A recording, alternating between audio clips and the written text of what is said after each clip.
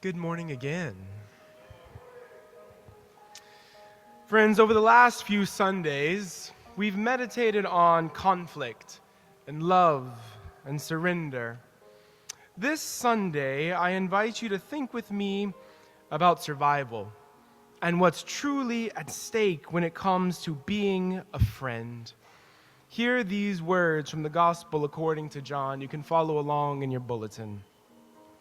Jesus said, "My command is this: love each other as I have loved you. Greater love has no one than this, to lay down one's life for one's friends. You are my friends if you do what I command. I no longer call you servants, because a servant does not know his employer's business. Instead, I have called you friends, for everything that I learned from my Father I have made known to you. You did not choose me, but I chose you and appointed you so that you might go and bear fruit that will last, and so that whatever you ask in my name, our God will give you. This is my command: love each other."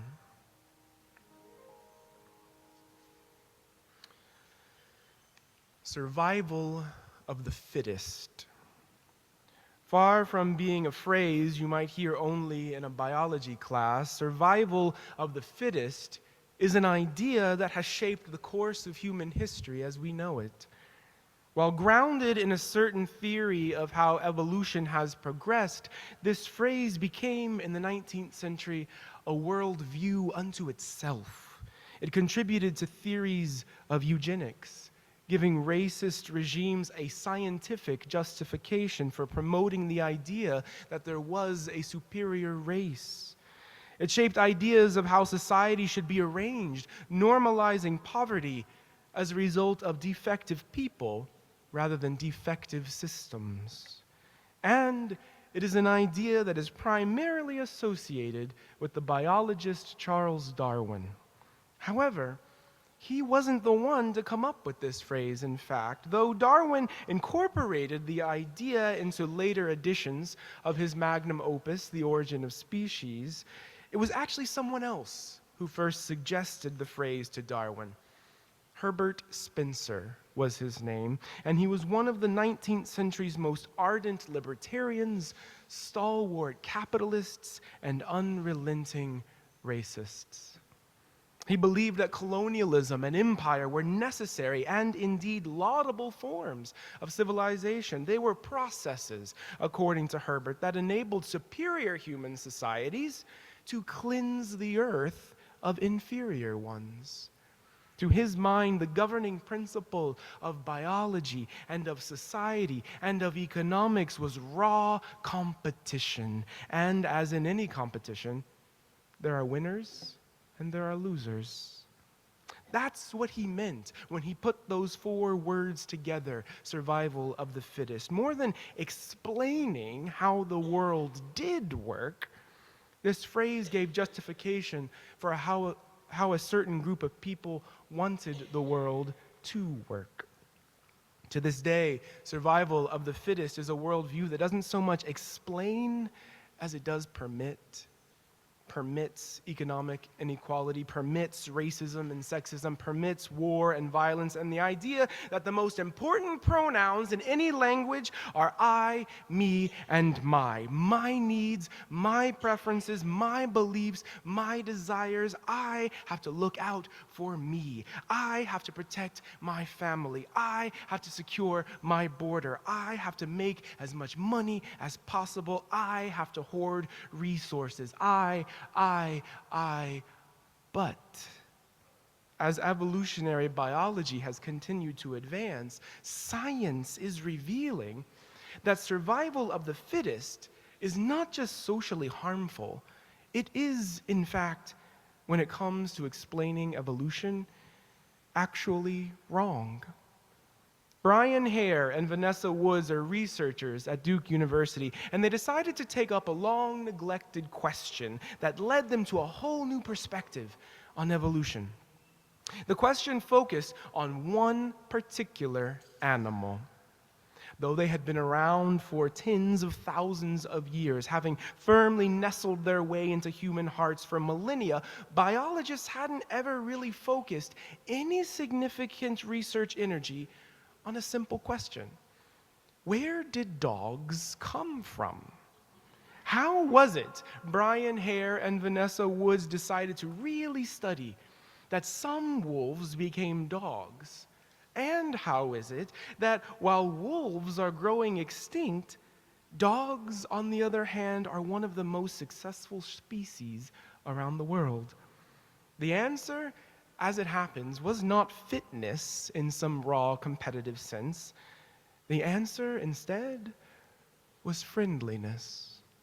Dogs and humans have worked together for millennia in mutuality, offering each other security, enabling more efficient hunting strategies, finding in one another a source of companionship and even love.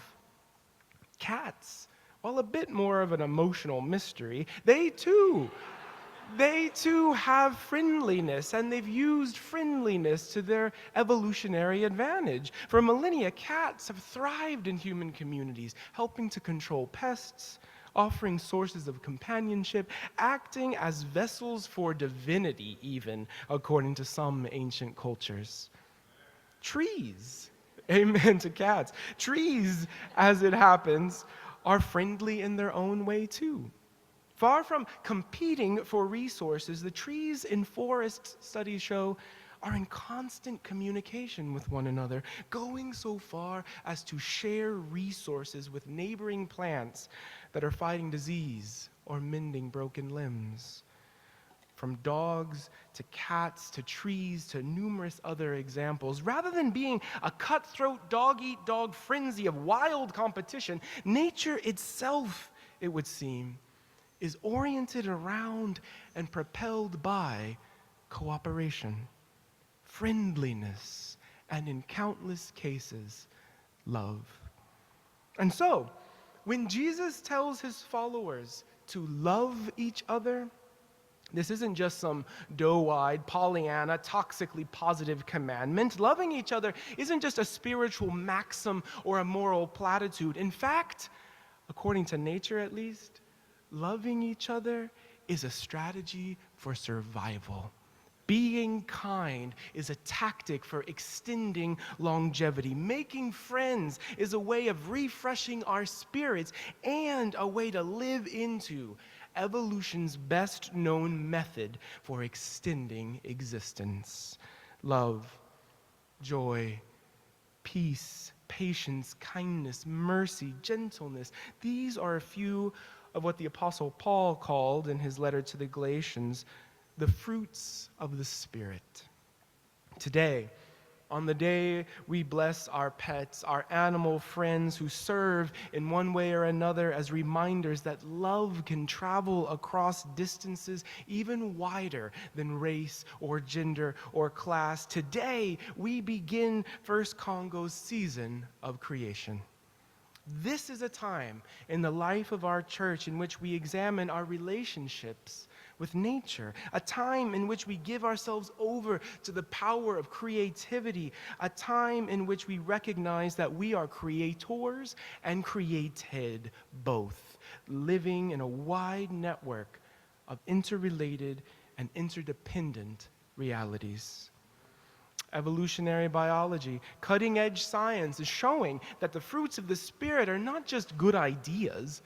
They are, in fact, our greatest tools for nurturing and protecting that wide network that keeps us alive. Throughout the Sundays that make up the season of creation, then, we will look at specific tasks that can help us refresh those fruits of the Spirit. We will talk about making friends and noticing the little things and joining a group and staying local. These next several Sundays, we will talk about what it means to actualize our spirituality in order to refresh and revive its deepest gifts. Friends, at a time when violence feels normal and cynicism seems smart, at a time when hope and love seem like empty promises, at a time when almost everything feels at risk. It can be so easy to fall back into that predominant worldview. It can be so easy to just give in to the idea that only the fittest survive, that existence is one grand competition, that I and my and me are the most important people in the world. But when you feel your heart tipping in that direction, when you feel yourself giving up on love, I invite you to remember the words of Jesus. Loving each other isn't just a nice idea. It is Christ's greatest commandment. I invite you to remember the insights of cutting-edge science, which suggests that kindness and cooperation are our greatest evolutionary tools. When you feel resentment or cynicism or anger taking hold of your spirit, I invite you to think about a pet and to remember it is the friendly rather than the fittest who actually survive. It is so, and amen.